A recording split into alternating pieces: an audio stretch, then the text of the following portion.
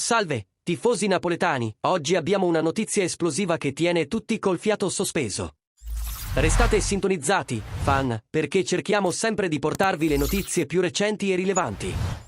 Prima di addentrarci in questo emozionante argomento, non dimenticate di mettere mi piace al canale e di iscrivervi per non perdere nessuna notizia. Oggi affrontiamo un argomento che sta suscitando molto scalpore: la possibile partenza del nostro talentuoso attaccante del Napoli, che ha espresso il suo interesse a trasferirsi alla Lazio. La squadra capitolina è alla ricerca di un nuovo attaccante e tra i suoi obiettivi c'è Giovanni Simeone, che in questa stagione ha avuto un ruolo marginale nella conquista dello scudetto da parte del Napoli. Anche se non sarà facile assicurarsi la sua firma, Simeone è disposto a trasferirsi alla Lazio, seguendo le orme del padre, Diego Simeone. In stagione ha segnato 8 gol e fornito un assist in 32 presenze, totalizzando appena 751 minuti in campo.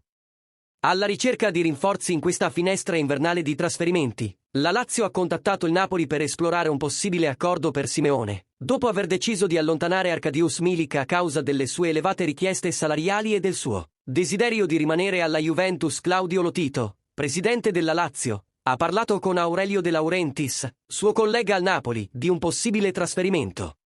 Il Napoli, che ha pagato circa 12 milioni di euro all'Hellas Verona per trattenere Simeone, si aspetta di ricevere almeno 15 a 20 milioni di euro per liberarlo quest'estate. Lotito ha cercato uno sconto o condizioni favorevoli nell'affare, sperando di portare Simeone nella capitale italiana nelle prossime settimane. Inoltre, si vocifera che la Lazio potrebbe cercare di acquistare Simeone nella finestra di trasferimento invernale. Tuttavia, con la possibile partenza di Victor Osimhen, è improbabile che Aurelio De Laurentiis rinunci facilmente all'altro attaccante principale della nazionale italiana. Commentate qui sotto, tifosi. Cosa ne pensate della mossa della Lazio per il nostro giocatore di talento? Lasciate le vostre opinioni qui sotto e rimanete sintonizzati sul nostro canale di notizie, perché torneremo presto con gli ultimi aggiornamenti sul Napoli. Alla prossima e sempre Forza Napoli!